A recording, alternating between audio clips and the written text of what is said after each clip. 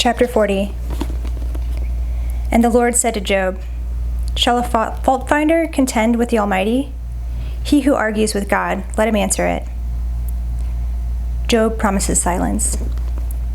Then Job answered the Lord and said, "Behold, I am of small account. What shall I answer you? I lay my hand on my mouth. I have spoken once, and I will not answer. Twice, but I will proceed no further." The Lord challenges Job. Then the Lord answered Job out of the whirlwind and said, "Dress for action like a man.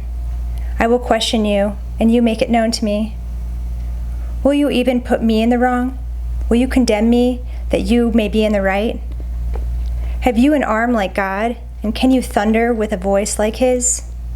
Adorn yourself with majesty and dignity. Clothe yourself with glory and splendor. Pour out the overflowings of your anger, and look on everyone who is proud and abase him. Look on everyone who is proud and bring him low, and tread down the wicked where they stand. Hide them all in the dust together, bind their faces in the world below. Then I will also acknowledge to you that your own right hand can save you. Behold, Behemoth, which I made as I made you. He eats grass like an ox. Behold, his strength in his loins, and his power in his muscles of his belly. He makes his tail stiff like a cedar. The sinews of his thighs are knit together. His bones are tubes of bronze, and his limbs like bars of iron. He is the first of the works of God. Let him who made him bring near his sword. For the mountains yield food for him where all the wild beasts play. Under the lotus plants he lies, in the shelter of the reeds and in the marsh. For his shade the lotus trees cover him. For his shade the lotus trees cover him. The willows of the brook surround him. Behold, if the river is turbulent, he is not frightened. He is confident though Jordan rushes against his mouth. Can one take him by his eyes or pierce his nose with a snare? Chapter 41. Can you draw out Leviathan with a fishhook or press down his tongue with a cord? Can you put a rope in his nose or pierce his jaw with a hook? Will he make many pleas to you? Will he speak to you soft words? Will he make a covenant with you to take him for your servant forever? Will you play with him as with a bird? Or will you put him on a leash for your girls? Will traders bargain over him? Will they divide him up among the merchants? Can you fill his skin with harpoons or his head with fishing spears? Lay your hands on him. Remember the battle. You will not do it again. Behold, the hope of a man is false. He is laid low even at the sight of him. No one is so fierce that he dares to stir him up. Who then is he who can stand before me? Who has first given to me that I should repay him? Whatever is under the whole heaven is mine. I will not keep silence concerning his limbs, or his mighty strength, or his godly frame. Who can strip off his outer garment? Who would come near him with a bridle? Who can open the doors of his face? Around his teeth is terror. His back is made of rows of shields, shut up closely as with a seal. One is so near to another that no air can come between them. They are joined one to another. They clasp each other and cannot be separated. His sneezings flash forth light, and his eyes are like eyelids of the dawn. Out of his mouth go flaming torches. Sparks of fire leap forth. Out of his nostrils comes forth smoke, as from a boiling pot and burning rushes. His breath kindles coals, and a flame comes forth from his mouth. In his neck abides strength, and terror dances before him. The folds of his flesh stick together, firmly cast on him and immovable. His heart is hard as a stone, hard as the lower millstone. When he raises himself up, the mighty are afraid, and at the crashing they are beside themselves.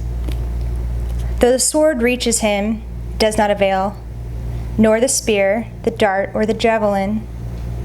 He counts iron as straw and bronze as rotten wood. The arrow cannot make him flee. For him, sling stones are turned to stubble. Clubs are counted as stubble. He laughs at the rattle of javelins. His underparts are like sharp potsherds. He spreads himself like a threshing sledge on the mire. He makes the deep boil like a pot. He makes the sea like a pot of ointment. Behind him he leaves a shining wake. One would think the deep to be white-haired. On earth there is not his like, a creature without fear. He sees everything that is high. He is king over all the sons of pride. Chapter 42. Job's confession and repentance. Then Job answered the Lord and said, I know that you can do all things, and that no purpose of yours can be thwarted. Who is this that hides counsel without knowledge? Therefore I have uttered what I did not understand, things too wonderful for me, which I did not know. Hear, and I will speak. I will question you, and you make it known to me. I had heard of you by the hearing of the ear, but now my eye sees you. Therefore I despise myself, and I repent in dust and ashes. The Lord rebukes Job's friends. After the Lord had spoken these words to Job, the Lord said to Eliphaz the Temanite, My anger burns against you and against your two friends, for you have not spoken of me what is right, as my servant Job has.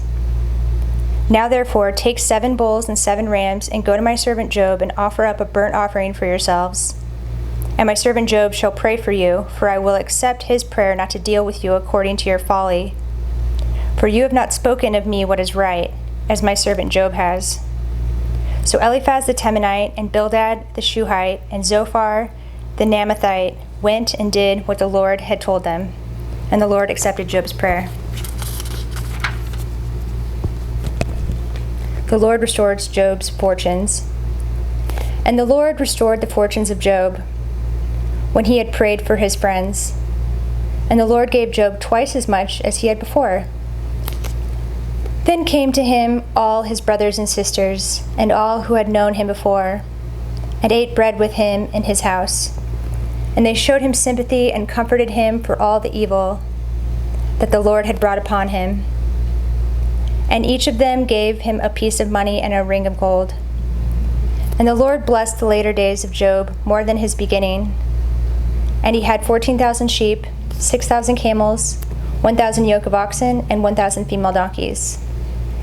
He had also 7 sons and 3 daughters. And he called the name of the first daughter Jemimah, and the name of the second Keziah, and the name of the third Karen Hapuk. And in all the land there were no women so beautiful as Job's daughters, and their father gave them an inheritance among their brothers. And after this Job lived 140 years, and saw his sons and his sons' sons 4 generations. And Job died, an old man, full of days.